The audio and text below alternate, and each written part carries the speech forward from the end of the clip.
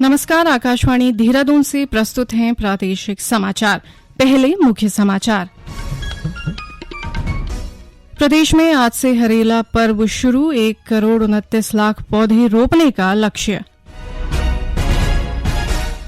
राष्ट्रीय परीक्षा agency NTA ने संयुक्त विश्वविद्यालय स्नातक प्रवेश परीक्षा CUET UG 2023 के परिणाम घोषित किए।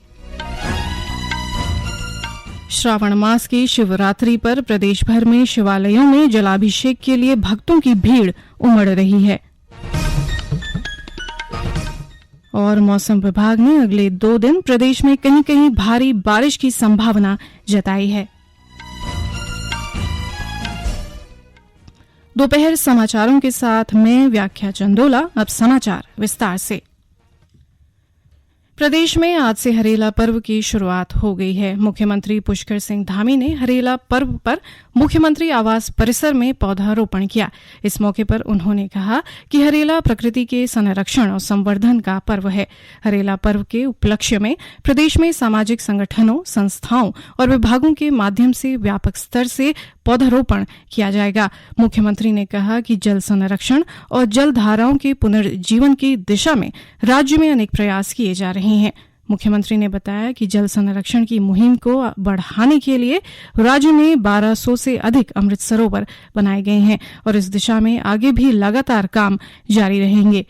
गौरतलब है कि इस बार वन विभाग ने कैंपा योजना के तहत प्रदेश में 1,29,00,000 पौधे रोपने का लक्ष्य रखा है। उधर नैनीताल की जिला न्यायाधीश सुजाता सिंह और जिला विधिक सेवा प्राधिकरण के सचिव बीनू गुलियानी ने हरेला पर फलदार, औषधीय और छायादार पौधों का रोपण किया।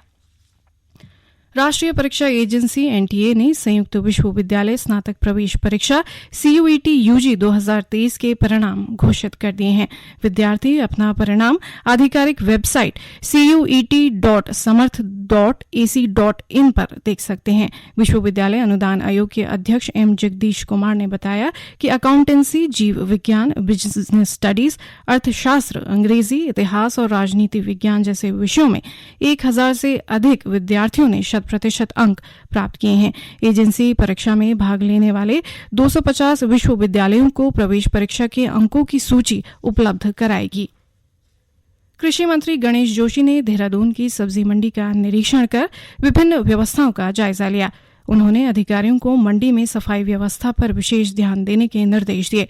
इस दौरान कृषि मंत्री ने मंडी में आढ़तियों से टमाटर के मूल्य की भी जानकारी ली। उन्होंने मंडी से बाहर टमाटर को अधिक दामों पर बेचे जाने पर नाराजगी जताई। टेलीफोन के माध्यम से उन्होंने कृषि सचिव को प्रदेश के सभी जिलों के दुकानदारों को अपनी दुकानों में रेट लिस्ट लगाने के आदेश जारी करने के निर्देश दिए। भारत और संयुक्त अरब अमीरात के बीच बैंकिंग और शिक्षा क्षेत्र में 3 महत्वपूर्ण समझौतों पर हस्ताक्षर किए गए। बैंकिंग क्षेत्र में स्थानीय मुद्रा के उपयोग से संबंधित 2 समझौते किए गए। इनका उद्देश्य स्थानीय मुद्राओं के उपयोग को बढ़ावा देने और भुगतान तथा संदेश प्रणालियों को आपस में जोड़ने की सुविधा उपलब्ध कराना है। शिक्षा क्षेत्र में हुए समझौते के अंतर्गत संयुक्त अरब अमीरात में IIT दिल्ली का परिसर स्थापित किया जाएगा। प्रधानमंत्री नरेंद्र मोदी ने समझौतों को दोनों देशों के बीच आर्थिक सहयोग को बढ़ावा देने के लिए महत्वपूर्ण कदम बताया है। प्रधानमंत्री फ्रांस और संयुक्त अरब अमीरात की सफल यात्रा के बाद स्वदेश लौट आए हैं। अब तक 2 लाख से अधिक श्रद्धालुओं ने अमरनाथ जी के दर्शन किए। जम्मू कश्मीर में वार्षिक अमरनाथ यात्रा दोनों मार्गों से सुचारू रूप से जारी है। 1 जुलाई से हुई यात्रा के दौरान अब तक 2 लाख से अधिक श्रद्धालुओं ने पवित्र गुफा में शिवलिंग के दर्शन किए हैं। स्पेशल टास्क फोर्स STF ने बिहार के नवादा जिले से 4 धाम यात्रा के लिए हेली सेवा के नाम पर देश भर में ठगी करने वाले गिरोह के मुख्य आरोपी को गिरफ्तार किया है। आरोपी पहले भी जेल जा चुका है और उस पर कई राज्यों में मुकदमे दर्ज हैं। STF उत्तराखंड के वरिष्ठ पुलिस अधीक्षक आयुष अग्रवाल ने बताया कि STF ने अब तक फर्जी हेली सेवा बुकिंग की 41 वेबसाइटें भी ब्लॉक कराई हैं। उन्होंने लोगों से आग्रह किया है कि 4 धाम यात्रा की हेली सेवाओं की बुकिंग के लिए आधिकारिक वेबसाइट heliyatra.irctc.co.in का ही प्रयोग करें। केंद्रीय शिक्षा और कौशल विकास मंत्री धर्मेंद्र प्रधान ने विश्व युवा कौशल दिवस के अवसर पर आर्टिफिशियल इंटेलिजेंस पर निशुल्क ऑनलाइन प्रशिक्षण कार्यक्रम AI फॉर इंडिया के दूसरे चरण की शुरुआत की। ये कार्यक्रम 9 भारतीय भाषाओं में तैयार किया गया है। इस अवसर पर श्री प्रधान ने भारतीय भाषाओं में प्रौद्योगिकी पाठ्यक्रमों का आह्वान किया। उन्होंने कहा कि ये प्रौद्योगिकी शिक्षा में भाषा की बाधा को खत्म करने और देश की युवा शक्ति विशेषकर ग्रामीण क्षेत्रों में भविष्य को सुरक्षित करने की दिशा में एक अच्छी शुरुआत है। उन्होंने कहा कि भारत एक प्रौद्योगिकी अपनाने वाला देश है और भारत में डिजिटल भुगतान को अपनाने में सफलता इसका उदाहरण है। ये समाचार आकाशवाणी के देहरादून केंद्र से प्रसारित किए जा रहे हैं। ताज़ा समाचार के लिए आप हमारे फेसबुक पेज आकाशवाणी समाचार उत्तराखंड, ट्विटर हैंडल @AIRnews_DDN को फॉलो कर सकते हैं। साथ ही यूट्यूब चैनल आकाशवाणी समाचार उत्तराखंड को सब्सक्राइब और आकाशवाणी की वेबसाइट www.newsonair.gov.in/उत्तराखंड को लॉगिन कर देख सकते हैं। श्रावण मास की शिवरात्रि पर आज प्रदेश के शिव मंदिरों में श्रद्धालु जलाभिषेक के लिए पहुंच रहे हैं।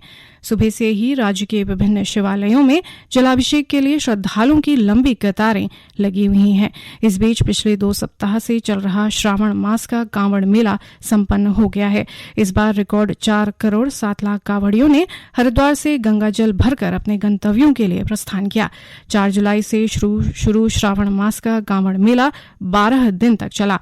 वरिष्ठ पुलिस अधीक्षक अजय सिंह ने बताया कि कांवड़ मेले के आखिरी दिन 10 लाख शिव भक्त कांवड़ियों ने हर की पैड़ी सहित अन्य पवित्र घाटों से जल भरा। उन्होंने बताया कि पूरे मेले के दौरान 667 खोए हुए श्रद्धालुओं को पुलिस ने ढूंढकर उनके परिजनों से मिलाया और गंगा में डूब रहे 64 कांवड़ियों को जल पुलिस ने बचाया।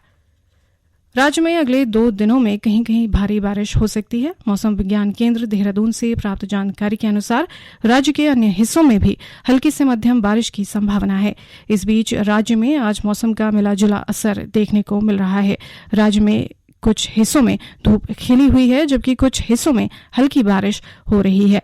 उधर चमोली जिले में बद्रीनाथ राष्ट्रीय राजमार्ग भूस्खलन के चलते कई जगहों पर यातायात के लिए बंद है, जिसे खोलने के प्रयास जारी हैं।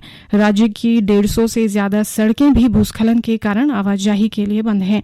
इस बीच हरिद्वार जिले में बाढ़ से प्रभावित लोगों को सुरक्षित स्थानों पर पहुंचाया गया है और प्रशासन उन्हें सभी मूलभूत सुविधाएं पहुंचाने का काम कर रहा है।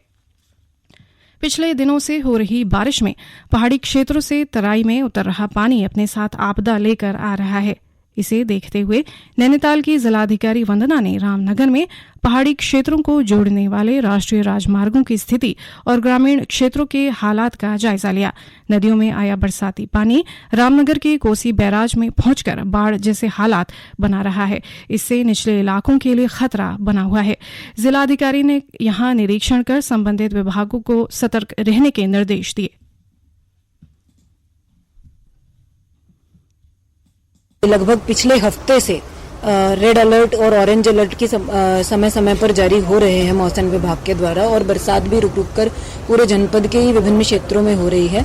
जहां जो समस्याएं बरसात में आती हैं उसके अंतर्गत जलभराव भी है और पानी की सप्लाई बाधित हो जाती है, इलेक्ट्रिसिटी की सप्लाई बाधित हो जाती है, कई बार सड़कें बाधित हो जाती हैं। सभी विभागों को अलर्ट मोड पर रहने के लिए निर्देशित किया है। जो भी समस्याएं बरसात के कारण आती हैं उसमें तत्काल संबंधित जो सक्षम अधिकारी हैं वो मौके पर स्वयं जाएंगे। मौके पर जाकर जो भी प्रभावित व्यक्ति हैं उनको अनुमन्य सहायता भी प्रोवाइड कराएंगे। साथ ही जो निस्तारण के उपाय हैं बरसात रुकते ही वो भी शुरू कराए जाएंगे।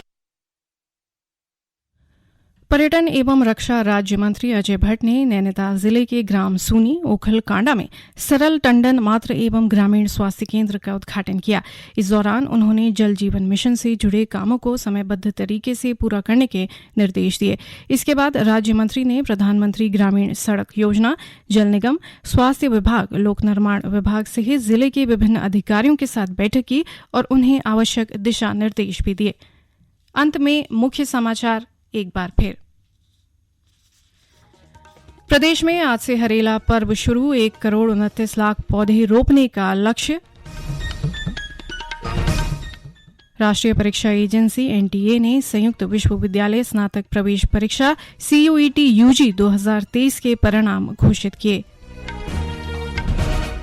श्रावण मास की शिवरात्रि पर प्रदेश भर के शिवालयों में जलाभिषेक के लिए भक्तों की भीड़ उमड़ रही है। और मौसम विभाग ने अगले 2 दिन प्रदेश में कहीं कहीं भारी बारिश की संभावना जताई है। इसके साथ ही प्रादेशिक समाचार का ये बुलेटिन समाप्त हुआ। नमस्कार।